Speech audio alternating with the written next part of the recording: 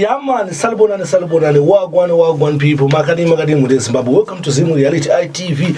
Para Patnongo Vangova Maletest, Patnongo Vangova Nyazing Pisa, Mozora Nasin that never visited producer and on the Dilan are based in waterfalls. Timozo Gono say, Arcos from Sasema, Wexaka Camera say, Arcos Vita or say, Jaganil. Sanjama question at Bunzo 1, 2, 3, 4, 5. I don't go Fungize, what maybe Muria Zimbabwe, Inga Mazia. So first question and denial, but before send up that question you welcome to Zimbabwe Reality ITV, my king.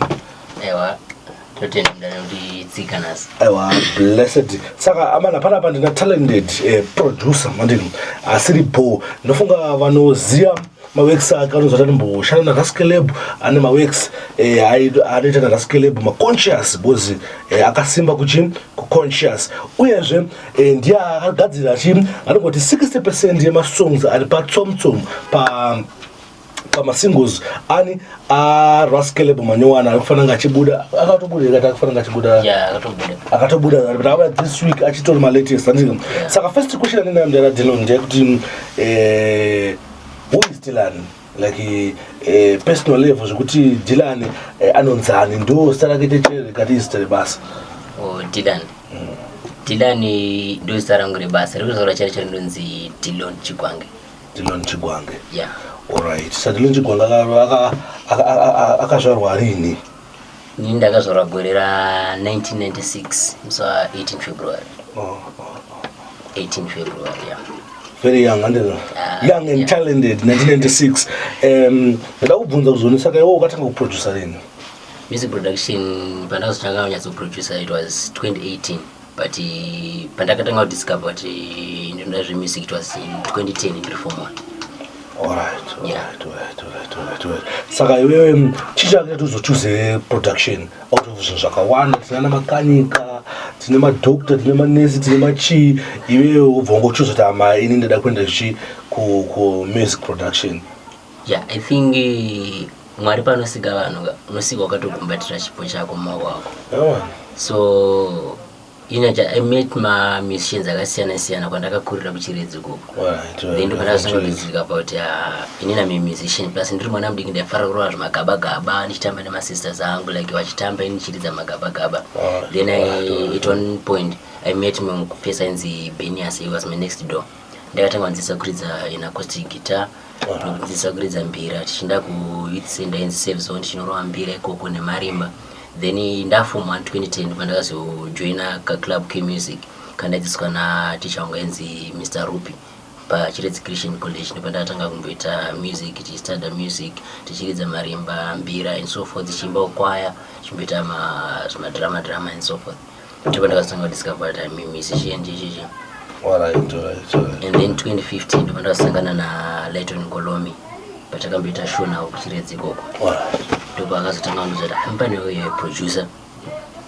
Baba ndaifara kuimba manje itombonera kuti maside mfesi wangu mwanzi brain mchokoti siji chimorera kudako. So iye ndo bazunza no you are fund concentrate na kuimba. Taga system yokuti produce music because you ndo kuna kuti producer. Ndipo ndakatanga kuti interest ku produce music. Right, so ndela Dylan imi project yamu yazofila ta project ndakarwa basa.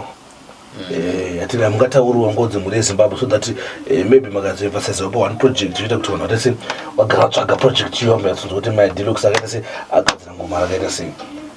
Saroti ndo project wakatorova wega iwewe unotokadinzwa izvizvi unadzofila kuti apana karwa basa nderipi. Yeah, maproject ndakarova akawanda but patsomtsomo raraskilipo mudara ndopanyatsokuti kuti ndindakaita basa apana kaenzesa mwoyo wese. Alright. Saka patsomtsomo ne masongs mangani? Patsomtsomo ndakaita 3 songs. Era nekure neinonzi Blessings Selo Culture featuring Selo Culture. Raskele featuring Selo Culture me. Alright. Saka patsomtsomo nesitikuziya kuti raskele pakabudisa album kan masingles. Aite matsomtsom reggae collection, alright. Ndofuna kuti tikumaziya ngati tsvage machi masongs yayo ndipo muchana mamwe works akarwa na Deluxe akarwa na Dylan ndike.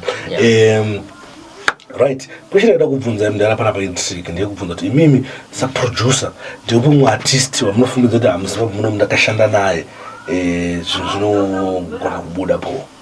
artist asiri raskelebo already matoshanda naye kuti mumwewo Secolars ndo ndombonyazofila kuti ndikamboita naye zvingoma zverege yatokona mbotiita Secolars.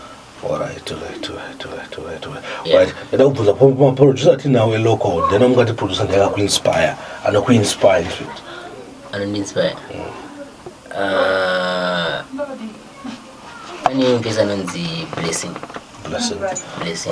the guy akamboshanda nanafungisai that guy ndakainspire vanoskid anatamuka madhare edu but that one and yeah, exactly that guy ndiye unakayanzondioneso alright aibo saka nokurova mukuita maworks andika mukuzviona after 5 years mapa level ipi nzemurira muri kuita maworks so far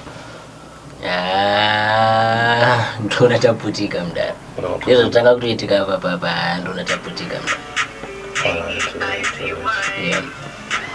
but saka imimi mudara question yanga ndinayo ndikuda kubvunza kuzona imimi makamunomboitoma redeem here zvinda mamwe maproducers atoita izi mudanga anoti redeem amboita redeem odezo matist akasiyana ati munongorwa masingles maredeem ndinorova zvoti vanhu vakaenda payoutube channel pangu inini Unique Studios ZW vanoona pane makonjas redeems andakatomboita ipapo rimwe ratatakati Love Emotions but asoita rimwe I'm forgetting the name but vakandosubscribe vakanosecha ipapo vanomaona right saka kana pachinge paenda kuzouya kumbokuya kustudio kuya chikuvhisitika ndeartist anokubata sei vanongofona paWhatsApp inowanika Facebook Instagram pese ipapo alright but manje makangoti Instagram manje vanoziva nongoita sei anokutsvaga sei manje saka zvakanaka kuti mungoita sei mungotare mausername amunoshandisa paInstagram paFacebook paYouTube alright paYouTube ndoshandisa Unique Studios ZW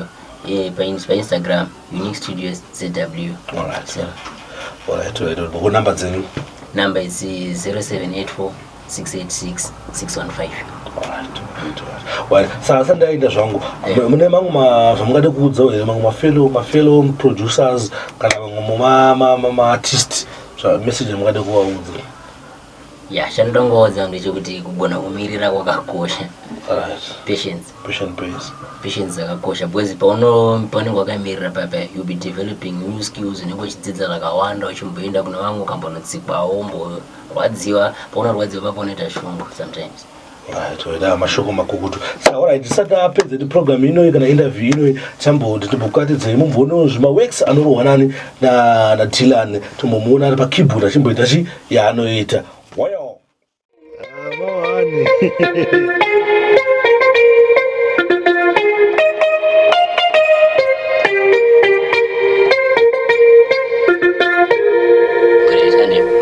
Sunday.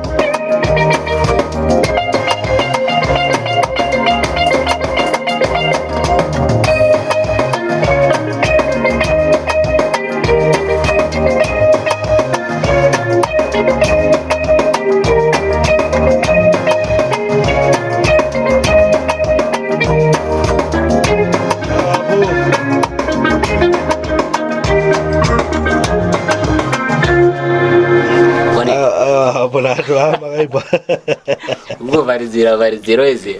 Abo. Yeah.